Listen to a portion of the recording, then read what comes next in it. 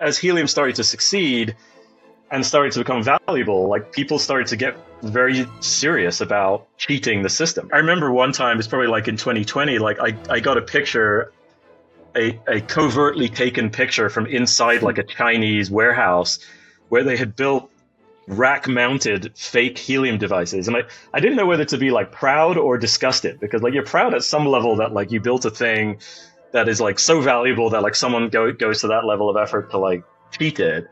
On the other hand, you're kind of disgusted, but you should also know better, especially coming from gaming. Like if there's any, and motorsports and like any competitive thing, like if there's an angle to be had, you know, it's going to be exploited and it's going to be taken advantage of. And I don't think that problem at some root level is actually solvable. Like I don't think can I prove that a real thing happened in the real world is actually a solvable problem in a reasonable way without closing off like the whole ecosystem of stuff, right? Devices made by a manufacturer that are trusted, that, you know, I think you could perhaps do it that way, but I think it inhibits the scale and kind of defeats the purpose at some levels.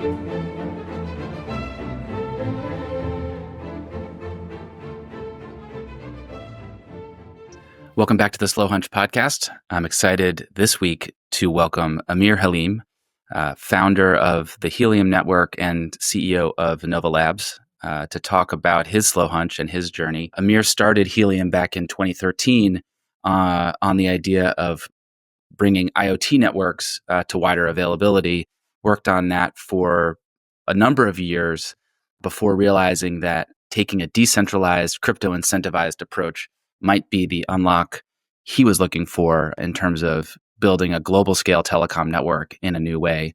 USV had the pleasure of co-leading the Series C round that was right at the time of the transition from a traditional telecom network to a crypto-powered telecom network. And so Amir and I have been on this journey together for the last 6 or so years. In our conversation, we get into Amir's background, his inspiration early on in how community-powered environments, you know, have special powers, special reach, but also unique challenges, how he applied those learnings to building the Helium Network and Nova Labs. It's a really amazing story and one that continues on today, so I'm really happy to welcome Amir.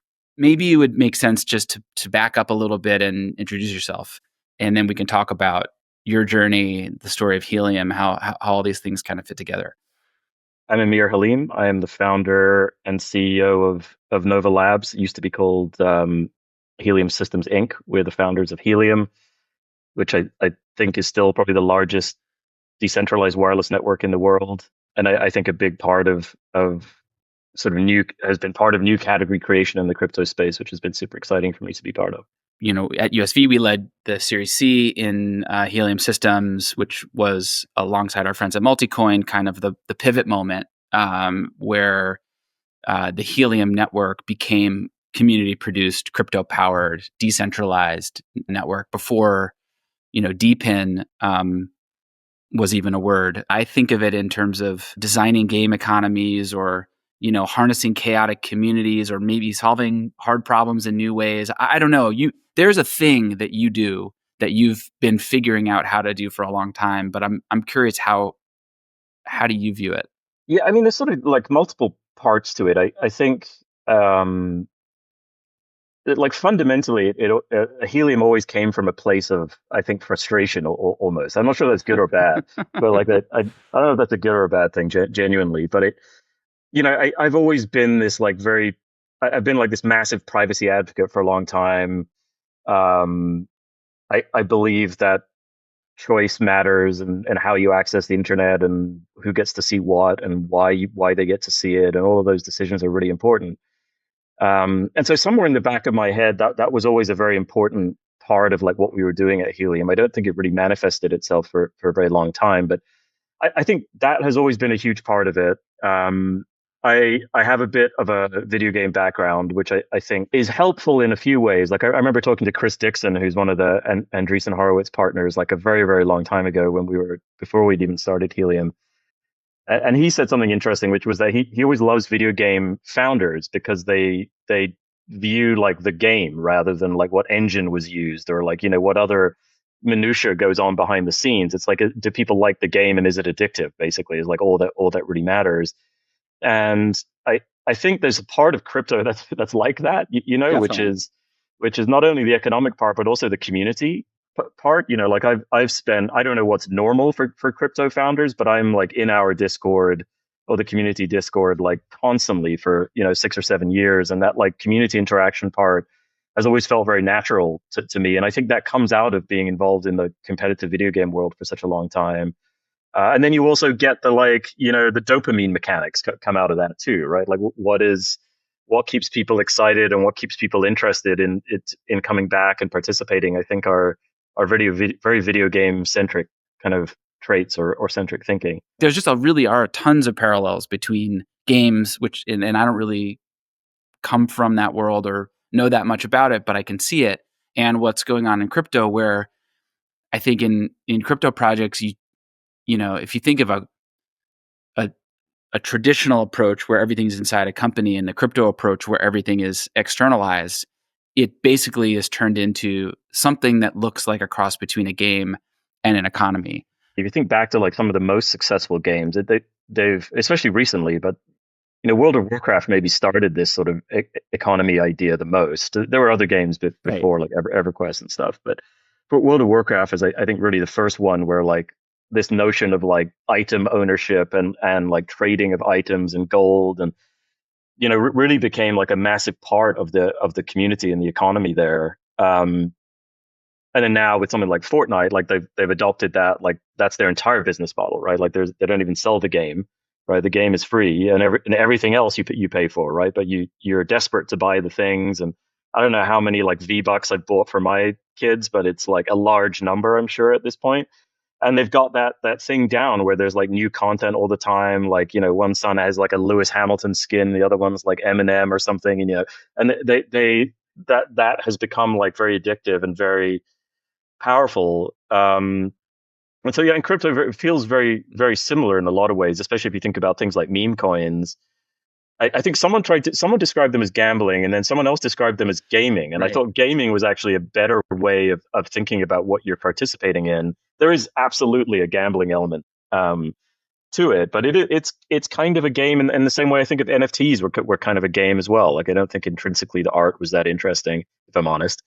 And sorry, NFT creators. But the sort of ownership aspect to it and like the community aspect to it felt very gaming like rather than gambling like. Of course, the money part makes it gambling like, but I think it was really about the communities. Yeah, and I think a lot of one of the hardest things about explaining crypto stuff in general is that it's kind of a little bit of everything. It's like depending on what part of the elephant you have your hand on, it can look like an economy, it can look like gambling, it can look like a game, it can look like the internet, it can look like money. Like I think Yeah. it's very hard to sort of put any of it in one bucket. But what's kind of exciting to me about it is the way that it kind of has the potential to unleash all this effort that's way bigger than the effort that could happen inside any one company. And all of these mechanics are sort of the fuel for that, and Yeah. the substrate that can grow on. I mean, it goes both ways, right? There's like a sort of a good and a bad part to it, obviously, right? Like on the one hand, you're enabling this like enormous community of people to like sort of multiply your efforts, right? Which is Yep. spectacular. And I think Helium was a great example of this, right? Where you had literally 1 million physical hotspot devices deployed by a community like all over the world. Like would be realistically impossible for a company to like recreate that geographic distribution, and um, certainly at the cost. But on the flip side of it, like when you do that, everything else becomes a little bit slower, right? Like one of the things that I think is really Interesting. challenging about crypto startups is, startups like have to be very adaptable. Like you're Yep. constantly, whatever thesis you originally had, almost certainly incorrect, right? And that thesis might have been 5 years ago, it might have been a week ago, right? And you constantly have to like adapt to the fact that what you're doing is changing all the time. The environment around you is changing. Like your idea might have been wrong, your execution might have been wrong, like whatever it was. And so you get to be in this like very fast and like fluid motion, or you have to be. And in a big community, that's really difficult to do. Like Totally. you've got this like inertia of like, okay, well, I've got to now explain this thing to like 300,000 people and get them like roughly on board with it. And so everything like has this weight to it that you don't have both as a startup not in the crypto space, but also as a small crypto startup, right? Like I think smaller Right. cryptos can still be nimble and fast. And as you get bigger and bigger, just there's so much more inertia. And I think the guys that have been able to overcome that inertia the best, or have designed governance systems that sort of fit that, have had the most success, like Solana, right? Where they are still able to like operate in this super nimble startup feeling way, but also like bring this whole community along with them. Versus like if I were to look at Ethereum, feels very slow in compare and very considered, and there are different things maybe trying to do different things. I'm not honestly sure. Um, but you get that feeling, right? There's a feeling of like one is moving fast and like, changing stuff, and one isn't. And I think that's a really hard balance to get right. It's great to think about this trade-off between community leverage and nimbleness. And Solana is a good example. Then you got Ethereum, and then Bitcoin is the ultimate other example where it's designed not to change at all, and that's its core feature. And in some ways, because it doesn't change and can't really change, or changes exceptionally slowly, in some ways that has made it the simplest thing for people to understand and for people to get behind. And so there are also some interesting trade-offs, I think, between stability and community, and the more changes that there are, and then maybe this is your point, the more, it's hard to make changes with a community, right? Because it becomes political, it becomes Yeah. complicated. So in some ways, the barbell approach kind of makes sense. Either figure out a way to change fast or decide, not to change at all. I think that's exactly the choice. And I think the Helium community is actually sort of in the middle of this realization now, right? Where Yep. we have had this sort of quasi-democratic process that I think creates a lot of uncertainty and a lot of like confusion and a lot of chaos. It's also great in the sense that you get a lot of like input from the community, and there's a lot of great suggestions and a lot of good thoughts that come out of that. And so I think figuring out a way to like capture that part of it without, causing the chaos. Because I think what happens with this sort of decentralized governance model that like Helium has is that there's always this feeling that someone could propose a HIP at any time that's going to like fundamentally change everything, right? And that isn't a great place to be, right? Like there needs to be like some level of like this is the baseline of what Helium's always going to be. And here's like the little stuff that might change along the way, like how proof of coverage works exactly, Yep. or like whatever. And so I think Helium in particular is getting there, but that's been a really interesting kind of journey to watch. And also just looking at the community is also fascinating. Like you'll see the commentary like we just introduced the like 3 token model or whatever in Helium, and it's like actually that was 3 years ago, right? It just doesn't Yeah. feel like it, right? But it feels like it was just like last week. But so it's really a challenge. It's like managing a company except like multiplied by a million, and you can't fire anyone. And so that's hard. Your company didn't always used to be like this, right? In 2018, it was just a company, trying to do this the old-fashioned way, but something caused you to change, and then get ready to take on everything that you just described. Like, how did that happen? So Helium had started in 2013, and we had always the reason that we started Helium was to try and build a big wireless network for IoT devices, right? So like little sensors, tracking devices, like whatever. We happened to have like 3 or 4 different friends that were entrepreneurs that were actually building hardware startups, and all of them were like, "Fuck, I wish there was like some way of me connecting this thing to the internet, that didn't involve like a cell phone plan or a Wi-Fi chip or something." This is 2012, where there was no power efficient cellular, there was no power efficient Wi-Fi. Cellular was super expensive for that kind of stuff, and so it came from that like actual real use cases that we were seeing, and we were fascinated by this.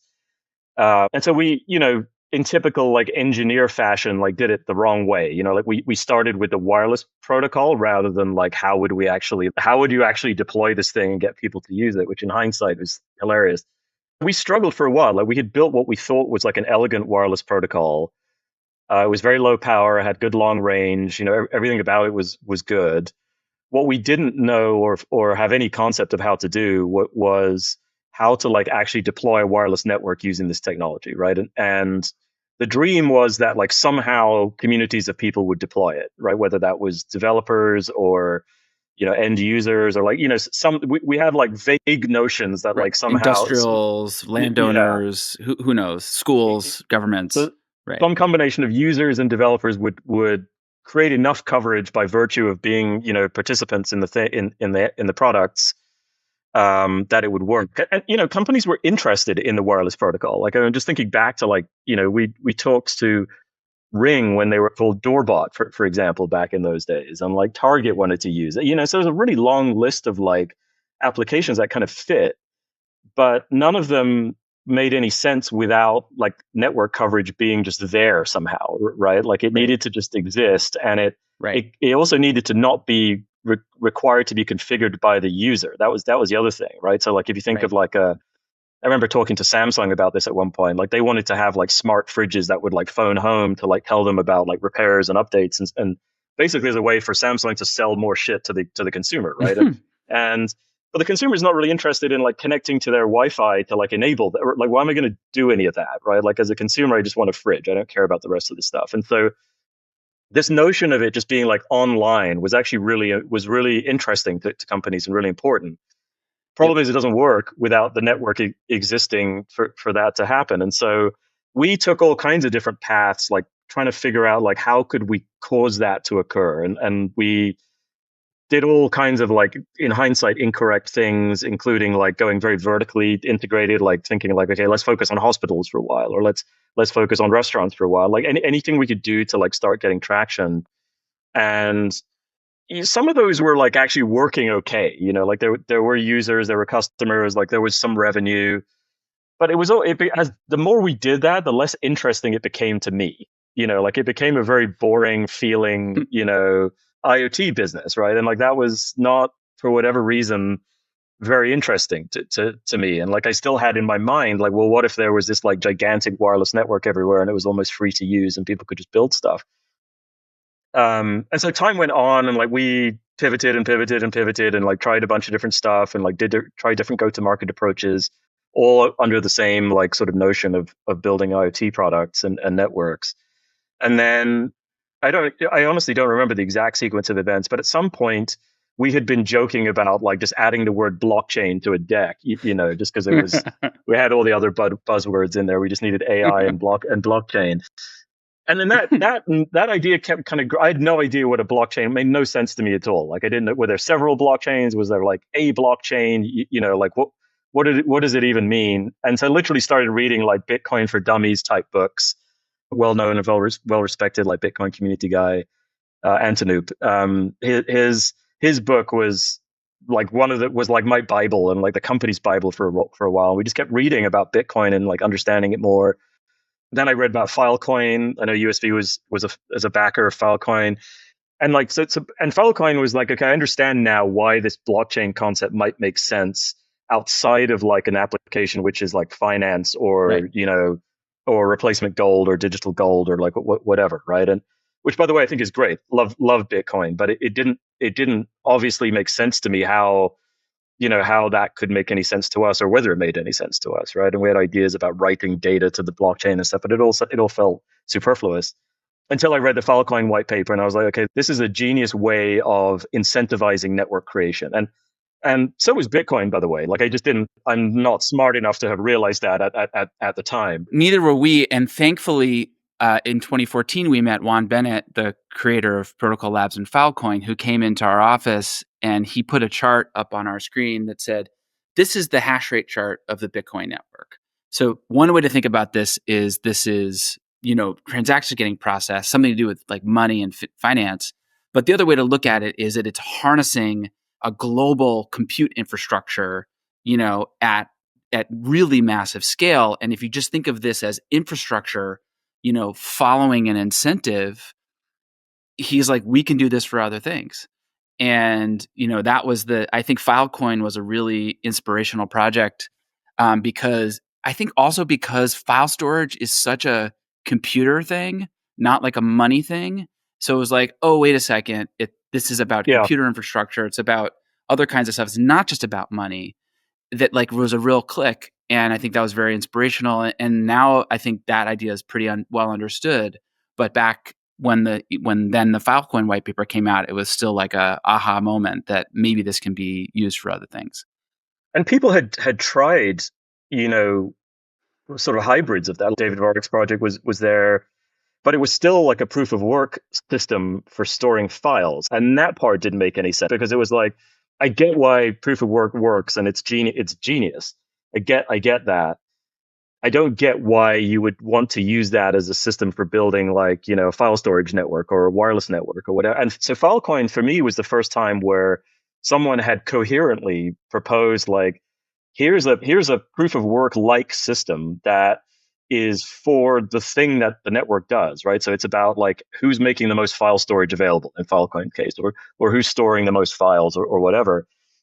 And that's how we got to like what ended up being proof of coverage, was like, okay, the problem that we have is like, how do you incentivize building a network when there's no one to use the network in the first place, right? Like that was the fundamental problem that we saw needing to be solved. And proof of coverage was our solution to that. Basically was like, if there was a way to reward participants, especially like stacked early, because we knew it would be impossible to like starting would be the hardest part. And as it grew, it would sort of get easier and easier to convince people.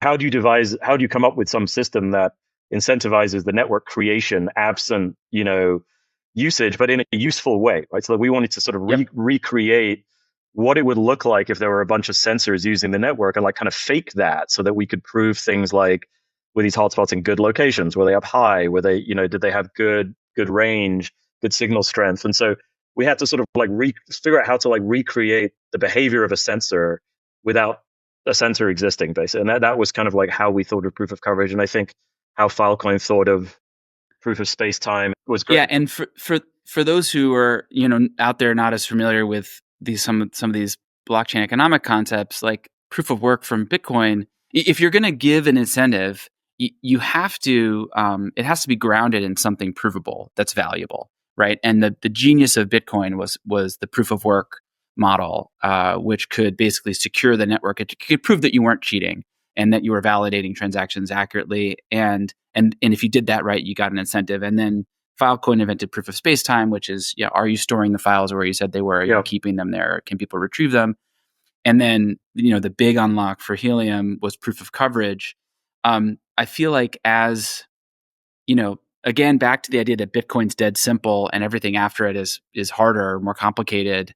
Proof of work is a pretty flawless system, from a gaming cheating and like, whatever, like solid, like hardness point of view, I guess.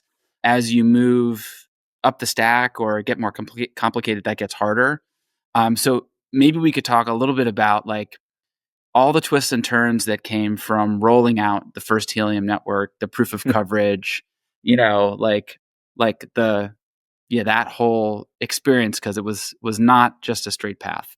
No, it certainly wasn't. And Bitcoin did another thing on top of proof of work that was really, really important, which was the difficulty adjustment, right? Which was that every period of time, the network would sort of adapt to like what the current hash rate was, and it would either get harder or easier, right? This is sort of fundamentally like what's so critical about the way Bitcoin works and allows it to scale. When we launched proof of coverage, there was no such thing as a DPIN. Maybe there isn't such a thing as a DPIN still. I think it's still like an ambiguous term, but it's become sort of an acronym for decentralized physical infrastructure networks. And the thing that's really hard about physical infrastructure networks, and people have other names for the like the Oracle problem or the meat space problem, or like people have all other kinds of other ways of describing the same problem. But it's really like a thing happens in the real world, and I somehow have to be able to prove that it happened, right? And the simplest example of this is like prove what the weather is, right? If right? It's really quite difficult to like actually, you could go to Google Weather, but it's like, what if Google Weather was inaccurate or whatever? It's really like the dumbest but also hardest way of thinking about the problem. It's like very difficult to like prove that at 2 p.m. on this day in this place the weather was X, right? Like in some way that everyone can validate, right? Yep. And that's roughly the same problem that Helium had, is that we knew what we wanted to do, which was basically have this almost like this beaconing system, right? Where these hotspots would emit, radio waves, and other hotspots would hear the radio waves. And that would be like, okay, you're a real hotspot in real life. The problem was there's so many ways to like mess with that. Like people I think have heard of like GPS spoofing as one example, right? Some people have heard of that. And it happens both at like a clandestine like military level, where GPS spoofing will be used like during attacks and, as a defense mechanism. But it also happens, in random ways, like people playing Pokemon Go, right? Like people would cheat in Pokemon Go using GPS spoofing devices. And those things can either be purely in software or they can be hardware devices that literally emit GPS signals. And one of the hard things about GPS is it's not authenticated in any way, right? There's no way of proving that the GPS you're looking at is actually the correct GPS. I think the military has that, as far as I understand, but we don't. And so we had a litany of problems because people, as helium got more valuable, basically, you don't have this problem at the start. No one cares at the start, right? Like this is all just kind of interesting. It's worth nothing or very little. As helium started to succeed and started to become valuable, like people started to get very serious about cheating the system. How can I fake basically like whether these hotspots like are close to each other, where they say they are? Do they even exist? Like are they just purely in software? I remember one time, it's probably like in 2020, like I got a picture, a covertly taken picture from inside like a Chinese warehouse where they had built rack mounted fake helium devices. And I didn't know whether to be like proud or disgusted, because like you're proud at some level that like you built a thing that is like so valuable that like someone goes to that level of effort to like cheat it. On the other hand, you're kind of disgusted, but you should also know better, especially coming from gaming. Like if there's any, and motorsports and like any competitive thing, like if there's an angle to be had, it's going to be exploited and it's going to be taken advantage of. And I don't think that problem at some root level is actually solvable. Like I don't think can I prove that a real thing happened in the real world is actually a solvable problem in a reasonable way without closing off like the whole ecosystem of stuff, right? And by that I mean devices made by a manufacturer that are trusted, that I think you could perhaps do it that way, but I think it inhibits the scale and kind of defeats the purpose at some level. So it's a really hard problem. Don't think it's solvable. It like fund it like deeply, but at the same time, it was only ever supposed to be a bootstrapping mechanism to get the network to a place where it could pass data around, right? And nodes could get paid for transfer of data, right. Not just coverage. But it's interesting the trade-off between getting everything right up front and adapting as you go is always a really interesting trade-off, because there were other projects that were trying to do similar decentralized wireless networks around the time that Helium was starting. My sense has always been that Helium focused more on getting to market faster and then working out the problems along the way, because the opposite is to never launch or never get anywhere, because the problems like you're describing are just very, very hard to solve.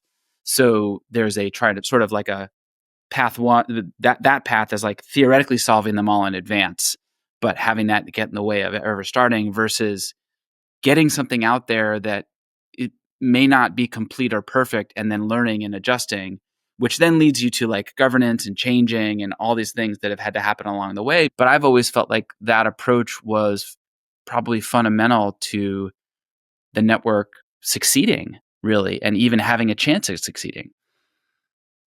I certainly think so. I mean, it's my nature in general to be okay with trying things and failing quickly and trying something else. And I think that can be jarring, for like employees, for community. It has a downside for sure, which is that nothing feels permanent, right? I like that because I think there's always a better way of doing the thing, but I also understand the need for some level of like sanity at the bottom. But I do think, you know, there's a startup saying that like perfect is the enemy of good. And I think that like it's pretty accurate, right? Like if you strive for, to get everything exactly right, like odds are not only will you probably run out of money and die, but you probably weren't even focused on like the most important thing. We spent thousands of hours like debating, stuff that after we launched were like, if I were to like rank them in a chart of importance, they wouldn't even have been on the like top 10,000 issues list, right?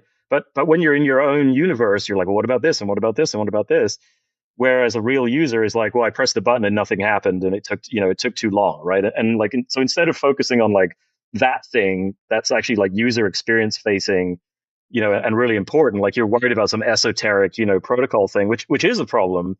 It's just like a problem way down the line, or like not something that actually matters right now. A really important distinction, I think, especially for startups, is the difference between important and urgent.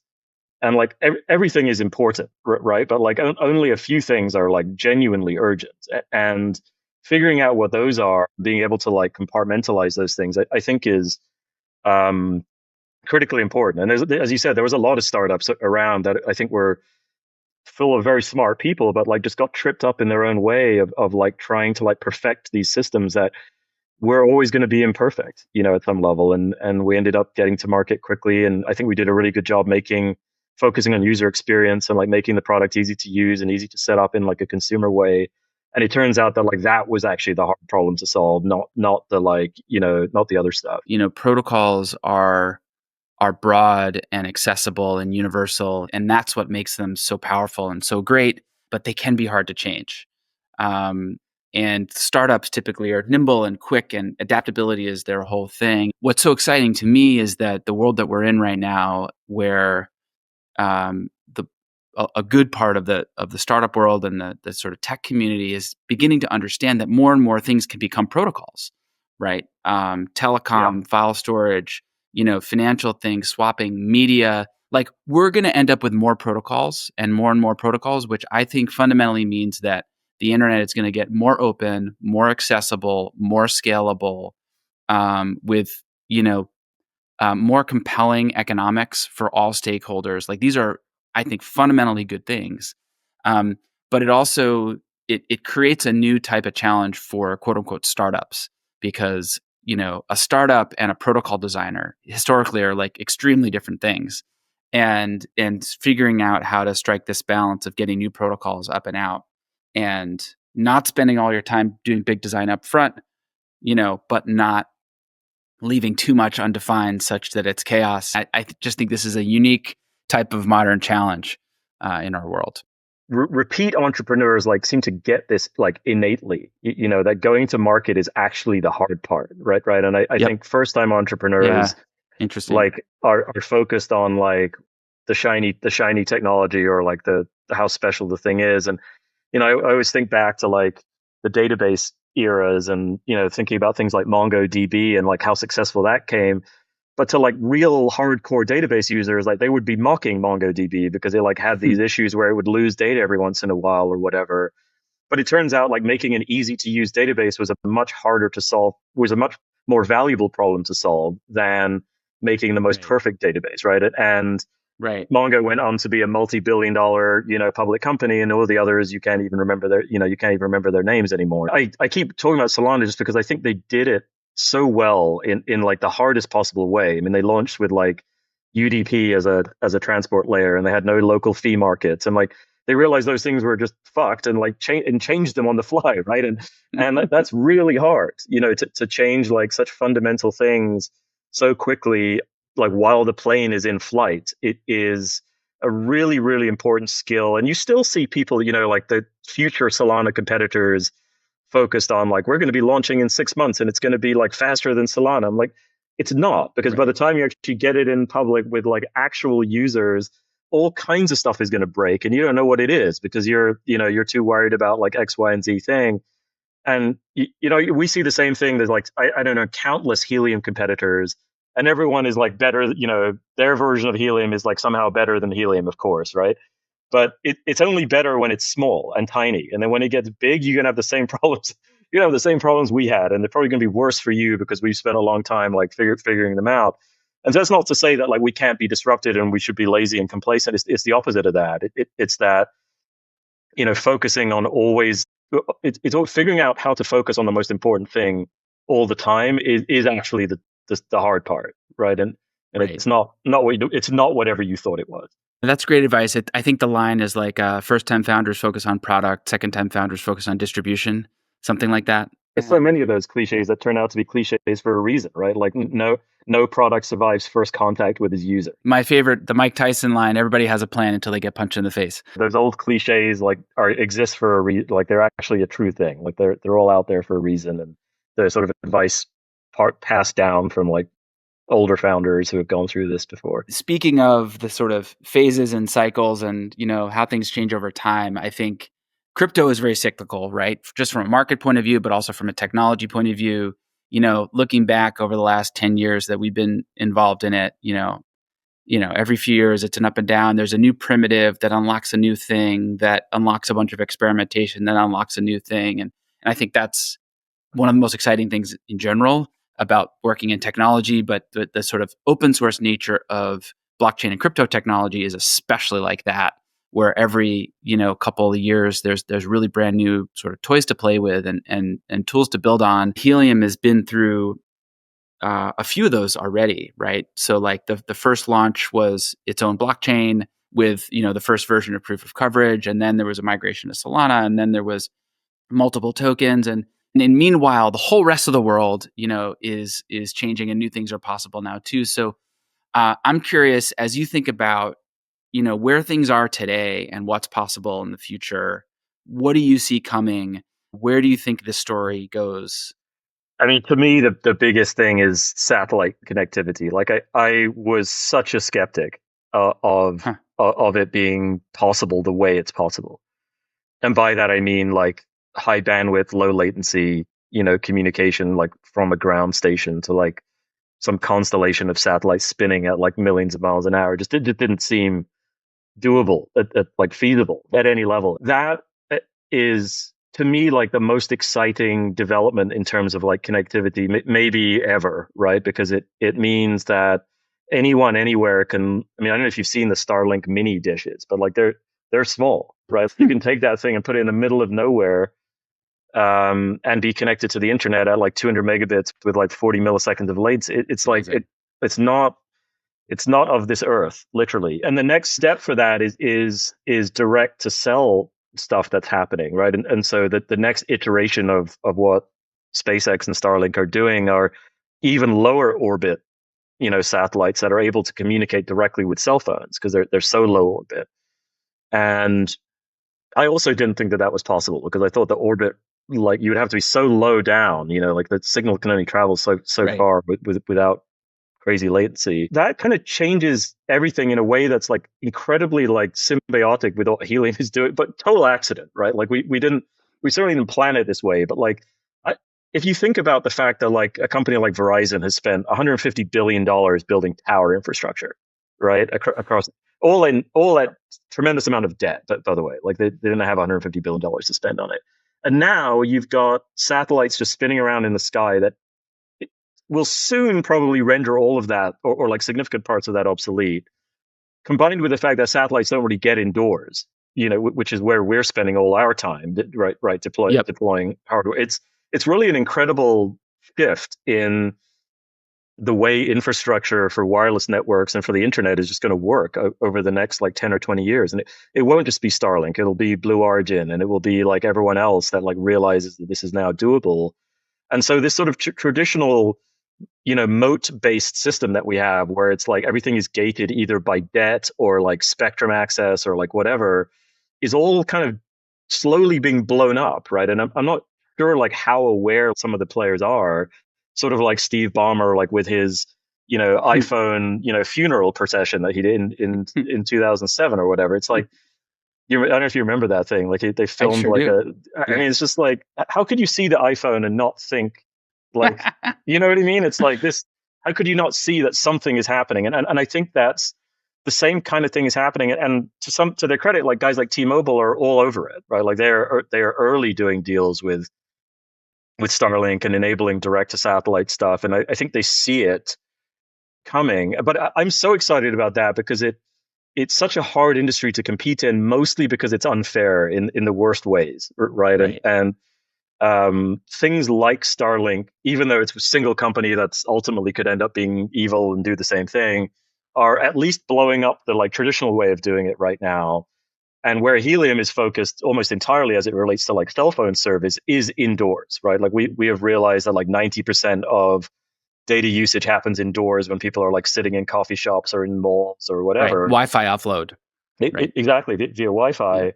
And that turns out those also turn out to be locations where a satellite's not going to reach, right? And so that's a great combination of things that I think is going to be very favorable for consumers, right? Like they're going to have like other options. Because today you only really have three options. One way or another, you're using Verizon, AT&T, or T-Mobile. Like that's it. Whether you use Mint or Boost or like some other, MVNO underneath, like you're always using the same infrastructure controlled by like roughly the same three companies.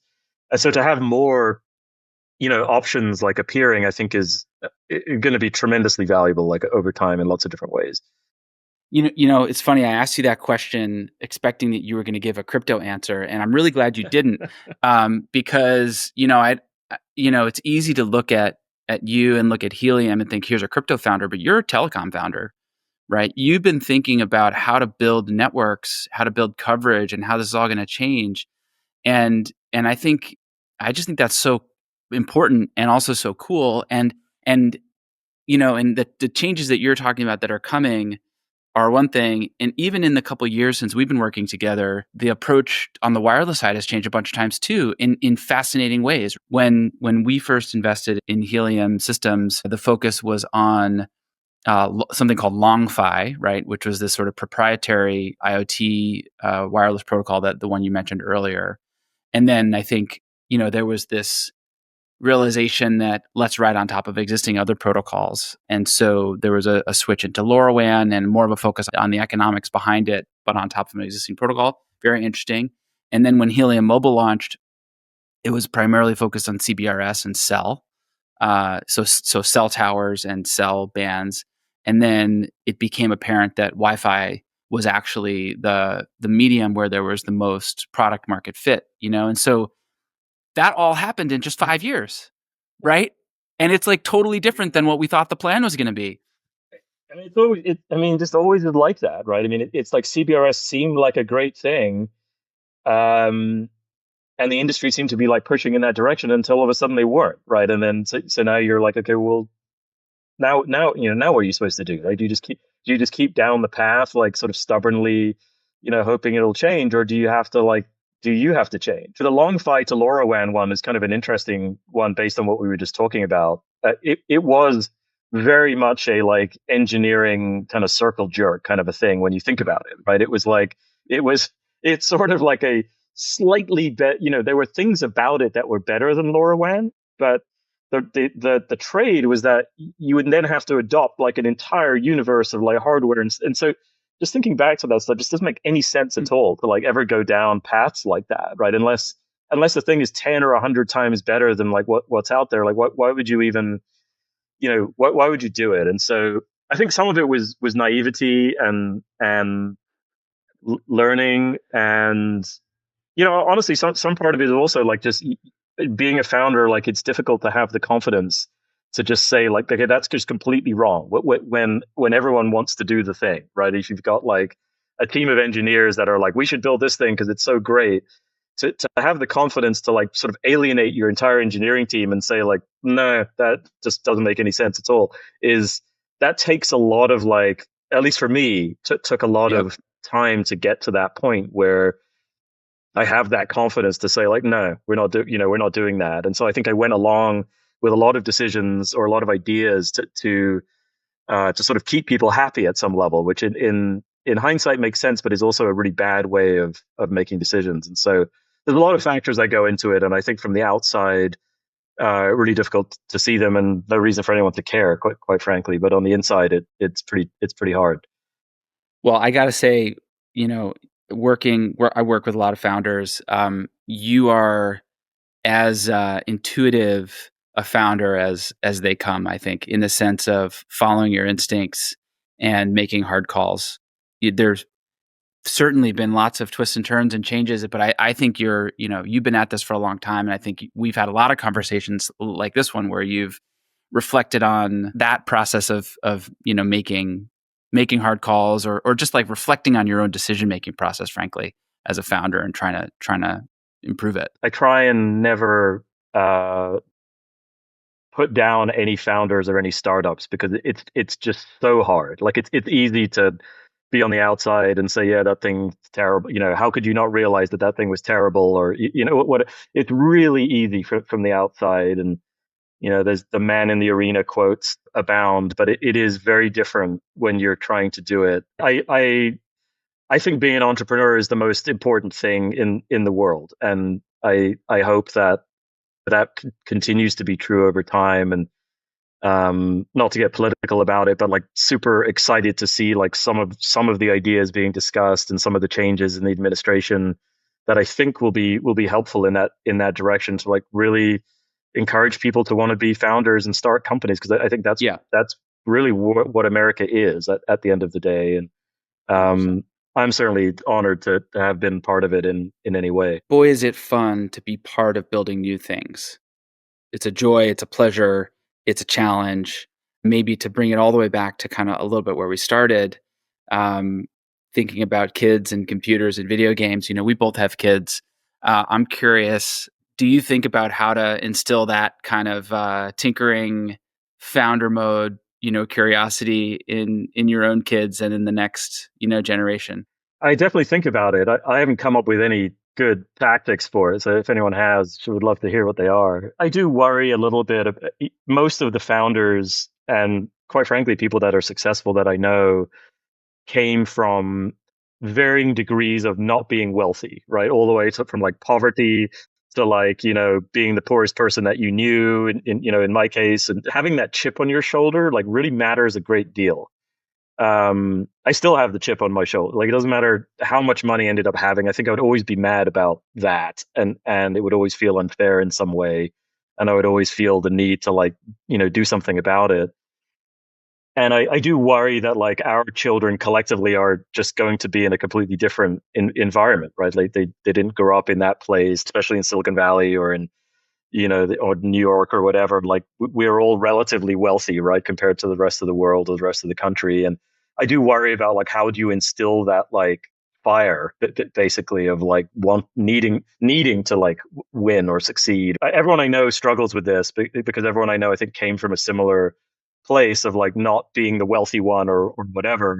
And I think that some part of it is that some part of it is, I've always, I always said like if there was a thing if there was any other field that I would want to spend my time on, it would be education. Just because I think I think like at least in public school, like that desire to like be curious and tinker like just gets beaten out of you like very very early on, right? Like everything is like read this, remember it, and write it down later is effectively what you're doing. I struggled in school because of that. Like that was incredibly boring, and I just wanted to like go build stuff and tinker with things. I always think about my father's story, who grew up dirt poor, didn't, started college, but didn't finish, had a hard life, basically had to run away from it and start over. And the thing that made it work for him is that he managed one day to start to take a class and learn how to code.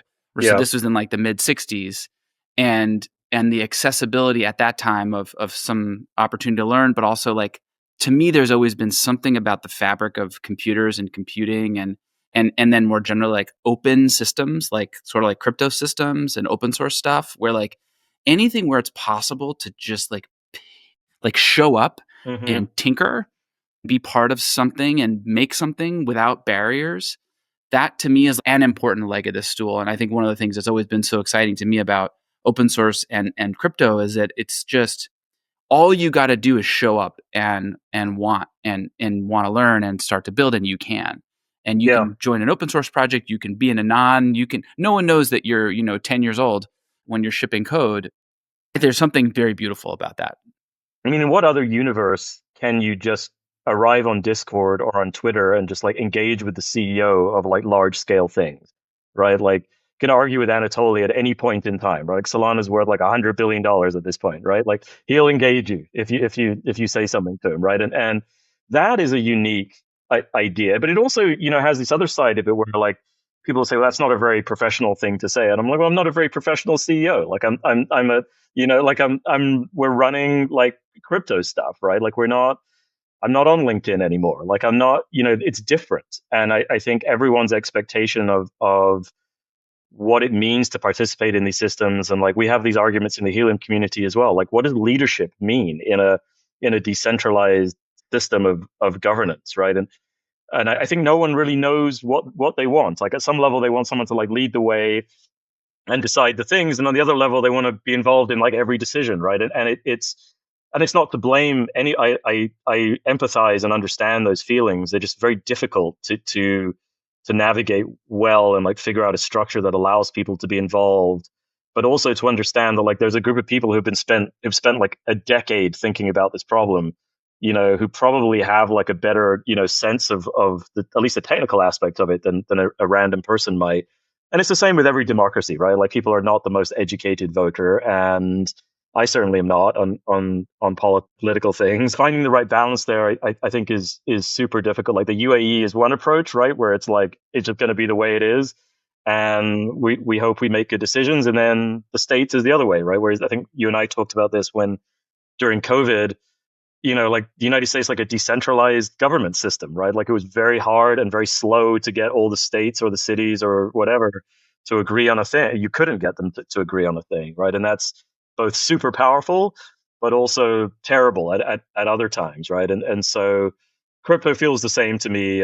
But yeah, the fact that exactly as you said there, like the fact that anyone can show up and make like enormous contributions to whatever they want is a new and also like remarkable and incredible idea. Well, Amir, I think we may have done it. I always have the best time talking with you. I think your perspective on things is so refreshing and interesting. I'm so proud of the work that we've done together, and that this community that has formed around Helium has been able to pull off. I think it's just incredibly remarkable. I imagine you're some combination of thrilled and exhausted all the time as a result. Yeah, well, thank you for all the kind words, and for what it's worth, anyone listening like should understand. Like Nick has got to be one of the most fantastic investors and board members that I've worked with, and I've worked with a lot at this point. It's been amazing to build this in general, but also with you and the other fine investors we have. I hope it doesn't end anytime soon. But yes, it's certainly Lots to do. Excited and exhausted at the same time, always for the last 10 or 11 years. But honestly, I don't know how else is it supposed to be. I can't imagine any other way. So I'm always happy, and I try and reflect on it and be grateful for it. All right. Well, thank you, Amir. We'll let you go, and we'll see you around on the internet, and we'll see what happens. Thank you. Thanks for having me.